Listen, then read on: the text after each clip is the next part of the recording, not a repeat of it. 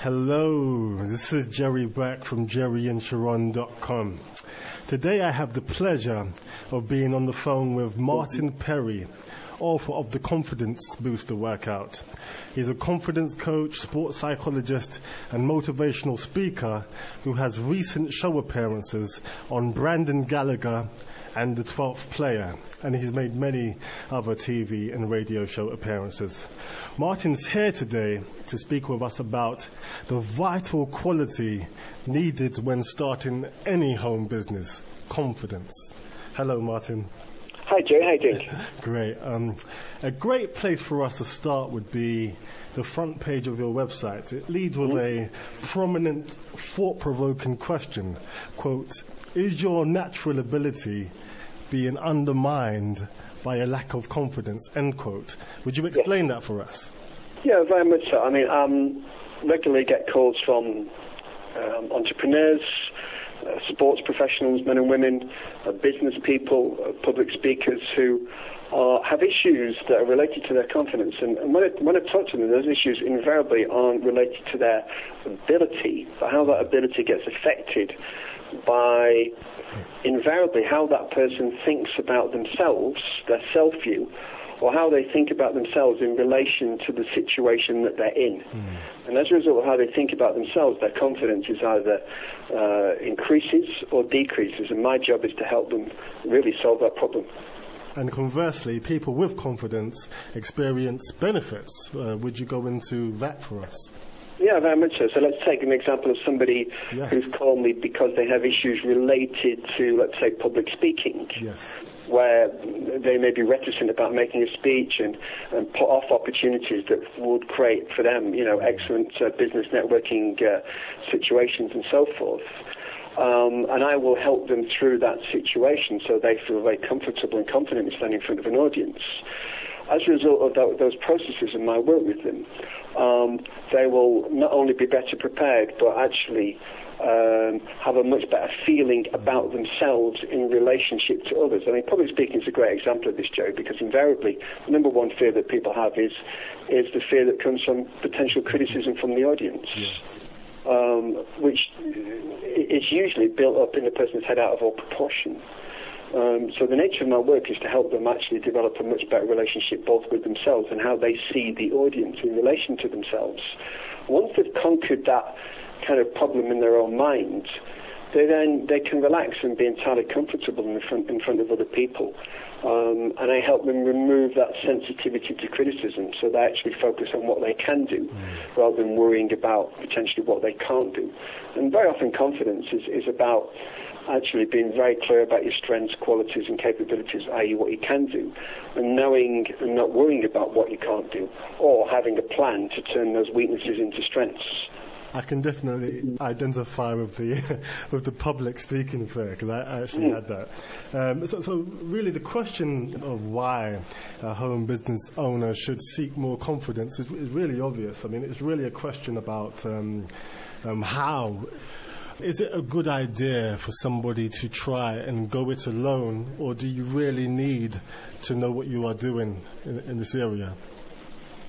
I think support systems are critical. In any business, particularly, if you're an entrepreneur and you're trying to break into new territory or break new ground, that needs power. It's not just a strategy. You need power, and that power, it comes from, it's mental power, it's emotional power, it's soulful power, if you like, and that power to break through. Yes, you can do it yourself if you're a very high capability and high caliber person, but you need support networks, and those support networks, I think, are critical in helping you not try and do everything yourself. Because a lot of people can easily fall into that and think they should and should be doing everything themselves. That can weaken your energy levels, weaken your focus, weaken your vision, weaken your resolve to keep going when you hit barriers, which we all do. So that support system, like, for example, I'm a confidence coach, and one of the jobs is to support people. So you support them through it as well? Yeah, you're supporting them through the barriers that entrepreneurs and business people face. And those barriers are there all the time, even at the high level. You want to go, the extra mile, go somewhere new with your business. There's barriers that you face, and it's how you overcome those barriers that determine whether your business is successful. Or like so many small home business owners, they pack it up after a year and a half or less, and this isn't for me. But actually, this isn't for me reflection may be based on the fact that they didn't have the right support systems in place or didn't know how to overcome certain barriers, which if they had known, then their business could have flourished. And very often confidence is right at the heart of how the person faces those challenges and barriers. I definitely believe that. Do you have any quick tips for us? Tips is an interesting one because it almost suggests it's a quick fix.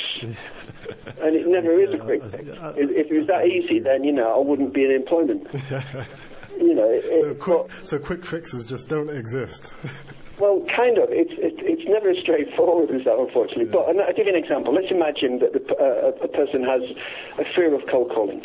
Okay, that's a big one. It's a huge fear of cold calling, and it's an understandable fear because if you've got any sensitivity, you don't want to interrupt somebody and incur their wrath and receive a no. But very often, the whole process of cold calling is just that it's a process.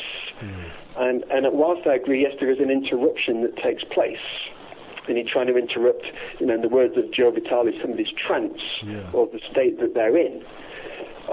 Your ability to create that interruption is usually based on how you've aligned yourself before you make the phone call.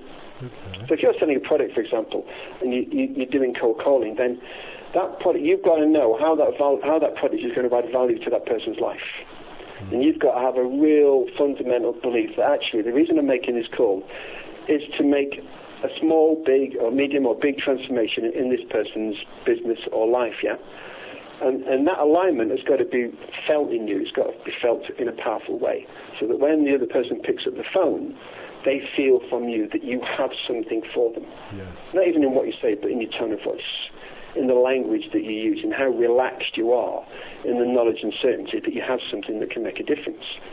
Now, if they're putting the phone down, it's either because you've called them at the wrong time, it's the wrong person, either they're not the buyer, or you've not transferred that belief. Yeah. Now, that's not personal to you.